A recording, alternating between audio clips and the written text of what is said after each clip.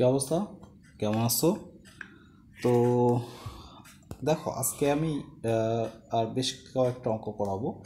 যেই অঙ্ক করানোর জন্য বা যেই অঙ্কের জন্য আমাদের এই বিষয়গুলো একটু মাথায় থাকা লাগবে, ঠিক আছে? তো এগুলো হচ্ছে বিবিধ সঞ্চার পথের সমীকরণ, বিভিন্ন যেমন সরলরেখা, বৃত্ত, পরাবৃত্ত, উপবৃত্ত, দ্বিবৃত্ত। তো দেখো, প্রথমটা হচ্ছে এটার সাথে তোমরা পরিচিত যে সরলরেখার সমীকরণ তোমরা হয়তো এরকম দেখে আসছো, এম এক্স প্লাস সি, ঠিক আছে? তো এখানে ঢাল যদি থাকে তাহলে সেটাকে এইভাবে লিখতে হয়, অথবা সরলরেখার আদর্শ সমীকরণ হচ্ছে এটা। আচ্ছা, বৃত্তের সমীকরণ। তো বৃত্তের সমীকরণটা কি? এটা হচ্ছে বৃত্তের সমীকরণ যেখানে এর কেন্দ্রটা হচ্ছে 0 0, ব্যাসার্ধটা হচ্ছে আর, তার মানে এটা হচ্ছে মূলবিন্দু, কেন্দ্রটা হচ্ছে মূলবিন্দুতে অবস্থিত, ঠিক আছে? এটা যদি এক্স অ্যাক্সিস হয়, এটা যদি ওয়াই অ্যাক্সিস হয়। আচ্ছা, পরেরটা কি বলছে? পরেরটা একটা বৃত্তের সমীকরণ। তো এই ক্ষেত্রে বৃত্তটা কি হয়ে যাবে? বৃত্তটা মনে করো এটা যদি মূলবিন্দু হয়, এটা এক্স অক্ষ, এটা ওয়াই অক্ষ, তাহলে সেই ক্ষেত্রে বৃত্তটা একটু মূলবিন্দু থেকে সরে যাবে, কেন্দ্রটা মূলবিন্দু থেকে সরে যায়। এখানে মনে করো এইচ কমা কে, কোনো একটা ভুজ এবং কোটি বিশিষ্ট। তো এরও ব্যাসার্ধ হচ্ছে আর। তো সেই ক্ষেত্রে আমাদের একটা মনে রাখার বিষয় যে x minus h whole square plus y minus k whole square সমান সমান আর স্কোয়ার, ঠিক আছে? তাহলে এর কেন্দ্র কত? এইচ কে, আর ব্যাসার্ধ আর। এখন বৃত্তের আদর্শ সমীকরণ হচ্ছে যে এটা, ঠিক আছে? বৃত্তের আদর্শ সমীকরণ এটা যে x square plus y square plus 2gx plus 2fy plus c. Actually এইটাকে ভাঙাইলে এটা পাওয়া যায়। যখন আমরা বৃত্ত অধ্যায়টা করব তখন আমরা বিষয়টা দেখব। এখন দেখো, এই বৃত্তের কেন্দ্র হচ্ছে মাইনাস জি মাইনাস এফ। তো দেখো, এটা বের করার নিয়ম হচ্ছে এক্সের যে সহগ, এক্সের সহগ কত? 2g। তো 2gকে যদি -2 দ্বারা ভাগ করা হয় তাহলেই তো -g পাওয়া যায়। সিমিলারলি এইখানে আছে কত? 2f y এর সহগ, তাহলে y এর সহগকে -2 দ্বারা ভাগ করলে তার কোটি পাওয়া যায় কেন্দ্রের। আচ্ছা, ব্যাসার্ধ কি হবে? G square plus f square minus c এর রুট। ওকে, তো এই তিনটাই হচ্ছে মূলত বৃত্তের সমীকরণ। আচ্ছা, পরাবৃত্তের সমীকরণের ক্ষেত্রে পরাবৃত্তটা দেখতে কেমন? পরাবৃত্তটা এই যে এরকম হয়, এরকম অথবা এরকম অথবা এরকম অথবা এরকম, ঠিক আছে? এইটা হচ্ছে মূলবিন্দু। তো পরাবৃত্ত চেনার উপায় হচ্ছে, মনে করো দুইটা যদি এক্স এবং ওয়াই সম্বলিত কোনো সমীকরণ থাকে তাহলে যে কোনো একটার মাথায় স্কোয়ার হবে এবং আর একটার পাওয়ার 1 হবে। যেমন এখানে ওয়াই স্কোয়ার সমান সমান 4ax, আর একটা কি আছে? এই যে এক্স স্কোয়ার সমান সমান 4ay।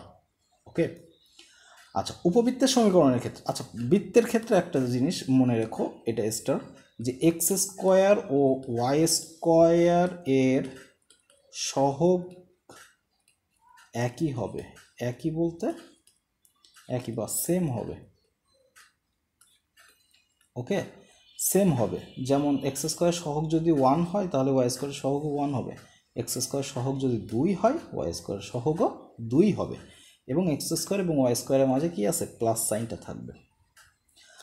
উপবৃত্তের ক্ষেত্রে x square by a square plus y square by b square, এটাকে যদি আমি একটু ভাঙাই ফেলাই তাহলে কি পাই? X square by a square plus y square by b square. তো এটাকে যদি আমি একটু ভাঙাই ফেলাই তাহলে পাচ্ছি হচ্ছে b square x square plus a square y square সমান সমান এ স্কোয়ার বি স্কোয়ার, ঠিক আছে? এখন এটা তো কনস্ট্যান্ট।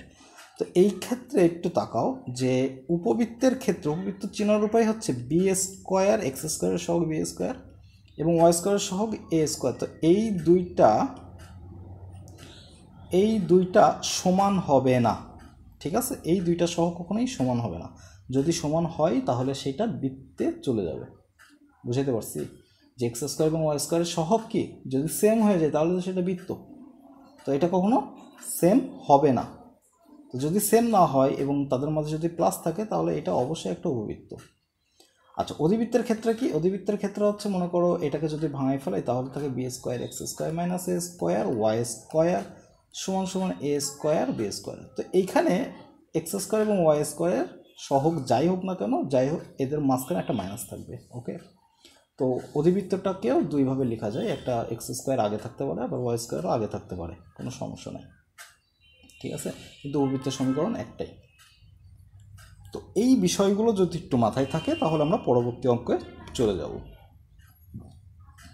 দেখো, পরবর্তী অঙ্কে বলছে যে সমীকরণগুলি দ্বারা নির্ধারিত সঞ্চারপথের নাম উল্লেখ সহ সমীকরণ নির্ণয় করো। তো এখানে বিভিন্ন সমীকরণ আমরা করাবো। তো এখানে দেখো জেড এর ভ্যালু দেওয়া নাই, তো এটাকে এক্স প্লাস আই ওয়াই ধরে নিতে হবে, -8, এখানে x plus i y plus 8 সমান সমান কত 20। ওকে, এখন এইটাকে যদি আমরা একটু এইভাবে লিখি x-8 প্লাস আই ওয়াই জটিল সংখ্যার ফরম্যাটে x plus 8 plus i y সমান সমান 20।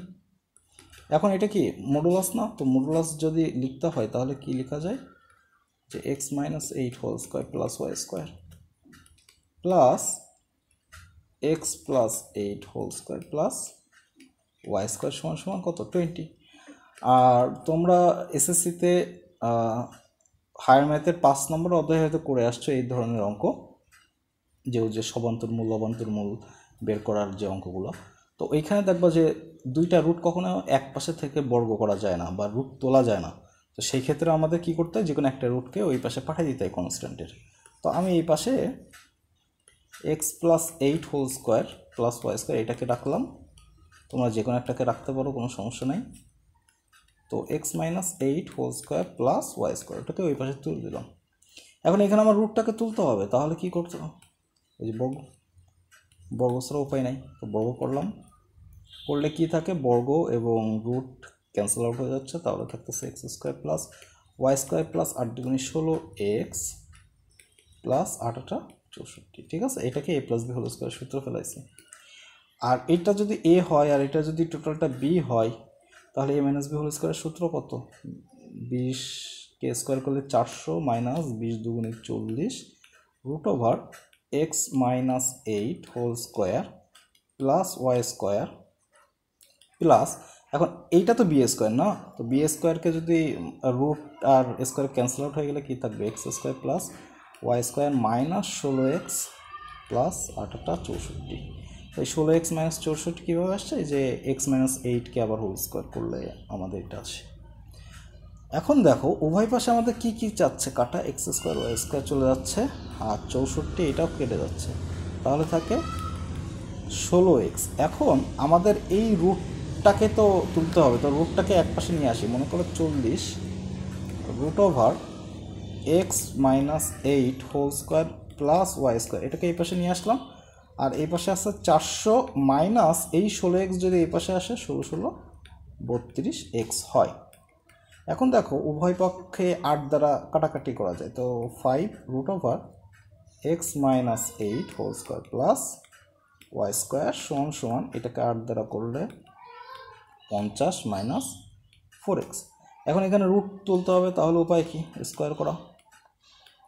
ওকে, তো স্কোয়ার করলে কত থাকে 25, এখানে থাকতেছে x square plus y square minus 16x plus 64 সমান সমান 2500 মাইনাস 4 5 20 400 থাকে প্লাস 4 4 16 এক্স স্কোয়ার থাকে। ওকে, আচ্ছা এখন এইখানে 25x স্কোয়ার, এখানে কি থাকে তাহলে 25x square plus 25y square minus 25 গুণ 16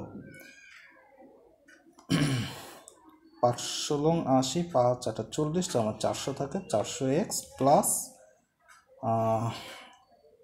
4 4 4 16, তার মানে এখান থেকে 1600 আর সমান সমান থাকতেছে কত 2500 minus 400x plus 16x square. এখন দেখো 25 আর 16x যদি এই পাশে আসে তাহলে থাকে কত 9x square plus 25y square, আর এই 400x তো কাটা, তো 1600 যদি ওই পাশে চলে যায় তাহলে থাকে কত 900। তো 1600 যদি ওই পাশে চলে যায় তাহলে যেহেতু 900 থাকে, তো এটাকে কেমন লেখা যায় x square by 100 plus y square by বা এইখানে অ্যান্সার লিখে দাও না, এটা কিছু দরকার নাই, আমাদের সমীকরণ যেহেতু চাইছে এত কিছু দরকার নাই, আমরা এখানে লিখে দিই। তো এখানে কি আছে দেখো এক্স স্কোয়ার এবং ওয়াই স্কোয়ারের সহগ কত, মানে 9 এবং 25, যেটা অ্যাকচুয়ালি একই না এবং তাদের মধ্যে প্লাস আছে, তাহলে এটা কি, এটা একটা উপবৃত্তের সমীকরণ। ঠিক আছে, ইহা ইহা উপবৃত্তের সমীকরণ। এটাই হচ্ছে কি অ্যান্সার। ক্লিয়ার?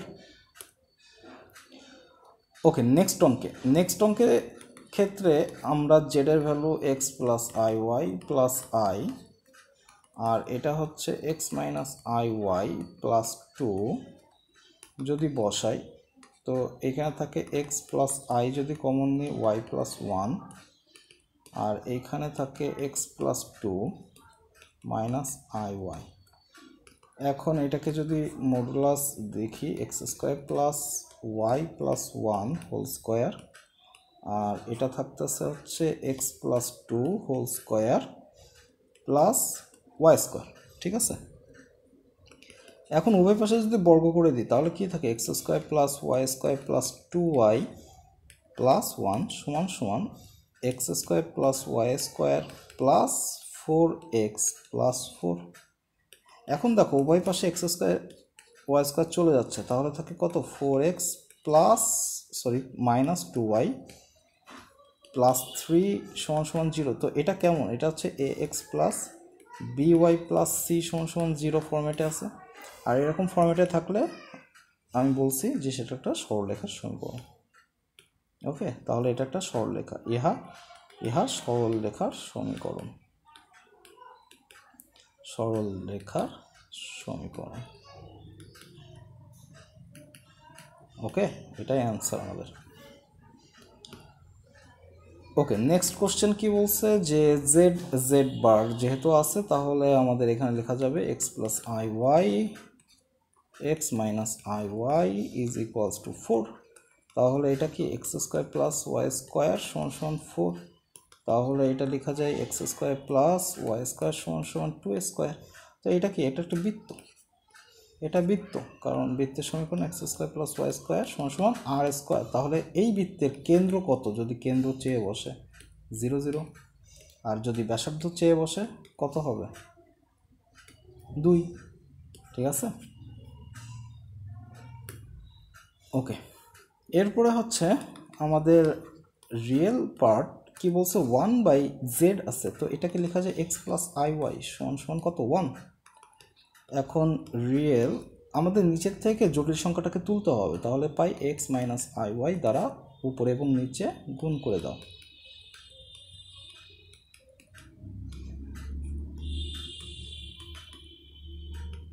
তাহলে কত পাচ্ছি, রিয়েল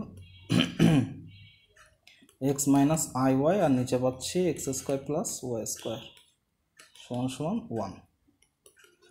ওকে, তাহলে পাচ্ছি real part of x by x square plus y square minus i y by x square plus y square is equals to 1। এখন এইখানে বিষয়টা খেয়াল করো, আমাদের এই জটিল সংখ্যার বলছে রিয়েল পার্টটা কোনটা, তো রিয়েল পার্ট এই যে একটা না, তার মানে x by x square plus y square সমান সমান 1। অ্যাকচুয়ালি এই 1টা হচ্ছে এই জটিল সংখ্যার রিয়েল পার্টটা। ঠিক আছে, যে একটা জটিল সংখ্যা দেওয়া আছে, এই জটিল সংখ্যার রিয়েল পার্টটার ভ্যালু হচ্ছে 1। তো আমি সেই জটিল সংখ্যাটাকে আদর্শ ফরম্যাটে নিয়ে আসছি, নিয়ে আসার পরে এবার রিয়েল সংখ্যাটা তুলতে গেলে আমাদের ওই সংখ্যাটাকে লেখা লাগতেছে। এখন দেখো এখানে কি x square plus y square সমান সমান এক্স থাকে না, তো মাইনাস এক্স সমান সমান 0 হয়। ঠিক আছে, কারণ এখানে কত থাকে, x square plus y square সমান সমান এক্স থাকে। এখন দেখো এটা কি, এটা বৃত্তের সমীকরণ, কারণ বৃত্তের সমীকরণ ওই যে আদর্শ সমীকরণ x square plus y square plus 2gx plus 2fy plus c সমান সমান 0। ঠিক আছে না, এখন বলছে এর কেন্দ্র কত, তো এর কেন্দ্রকে এক্সের সহকে কত দ্বারা ভাগ করতে হবে, -2 দ্বারা। তার মানে মাইনাসে মাইনাসে প্লাস হলে হাফ। ওয়াই কি আছে, নাই, তো ওয়াই তো 0। তার মানে এটাই হচ্ছে কি বৃত্তের কেন্দ্র, এটাই হচ্ছে বৃত্তের কেন্দ্র। আর ব্যাসার্ধটা কি হবে, ব্যাসার্ধ হবে √f square plus G square minus C. তো এখানে এফও নাই সিও নাই, তাহলে হাফ মানে জি স্কোয়ার, তো এটা একটা ক্যান্সেল আউট হয়ে গেলে থাকে 1/2। ঠিক আছে, ওকে। পরেরটা দেখো সিমিলার অঙ্ক, বাট একটা ইমাজিনারি পার্ট বলছে, তার মানে 1/x minus i y x minus i y সমান সমান হাফ। এখন উপরে এবং নিচে অনুবন্ধী দ্বারা গুণ করতে হবে x plus i y x minus i Y.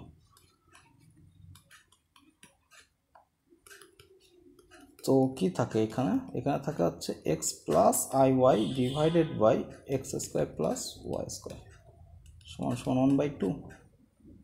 আচ্ছা, এখানে তাহলে থাকে ইমাজিনারি আদর্শ ফরম্যাটে লিখলে থাকে x by x square plus y square plus i দিয়ে থাকে y by x square plus y square সমান সমান 1/2।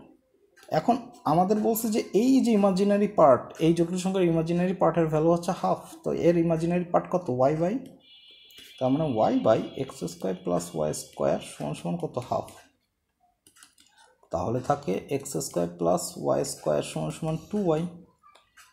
আচ্ছা, তাহলে কি পাচ্ছি? X square plus y square minus 2y সমান সমান 0।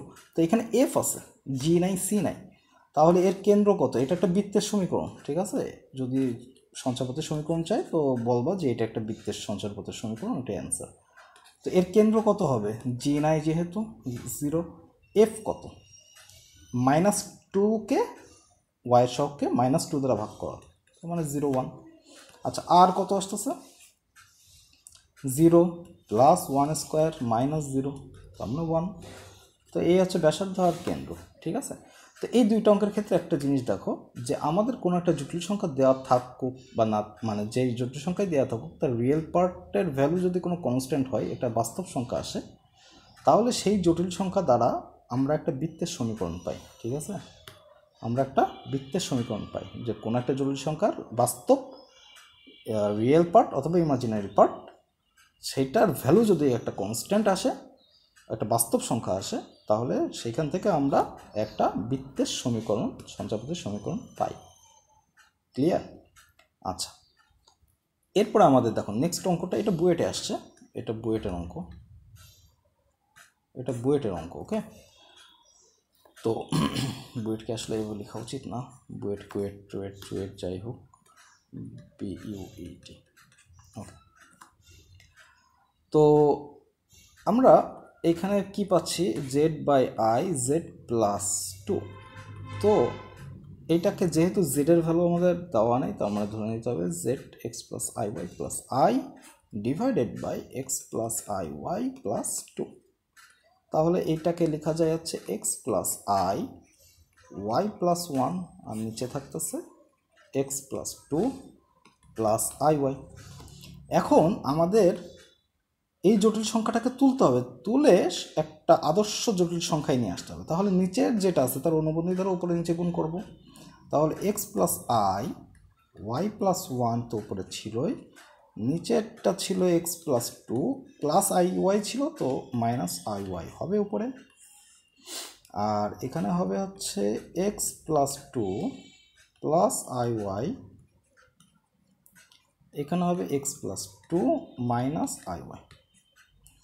এখন উপরে আমরা গুণ করে দিই, তাহলে থাকে x plus 2 plus i y plus 1 x plus 2 minus i x y minus i square y y plus 1। উপরে এটা থাকতেছে এবং নিচে থাকতেছে কত? X plus 2 whole square plus y square. তো উপরে আমরা না ভাঙায় রেখে দিই যে এক্স ইন্টু এক্স প্লাস 2, আর এইখানে দেখো আই স্কোয়ারের ভ্যালু কত? মাইনাস, তো মাইনাস মাইনাসের প্লাস, তাহলে এখানে থাকতেছে ওয়াই দিয়ে ওয়াই প্লাস 1। আর এখান থেকে আইটাকে যদি কমন নিই তাহলে থাকে হচ্ছে y plus 1 x plus 2 minus x y divided by x plus 2 whole square plus y square. এখন এটাকে আদর্শ ফরম্যাটে লিখি, তাহলে থাকে x plus 2 plus y plus 1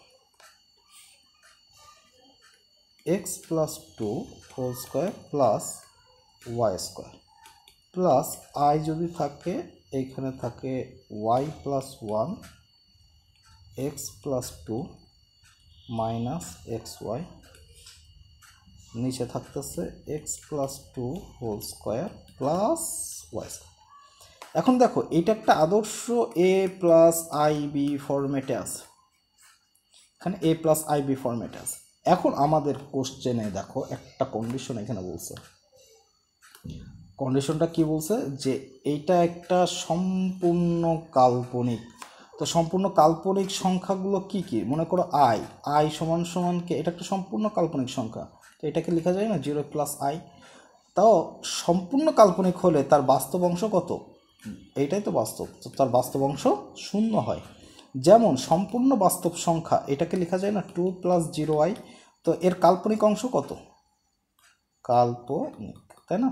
তো এর কাল্পনিক অংশ কত, 0 হয়। তার মানে সম্পূর্ণ বাস্তব হলে তার কাল্পনিক অংশ 0, সম্পূর্ণ কাল্পনিক হলে তার বাস্তব অংশ 0।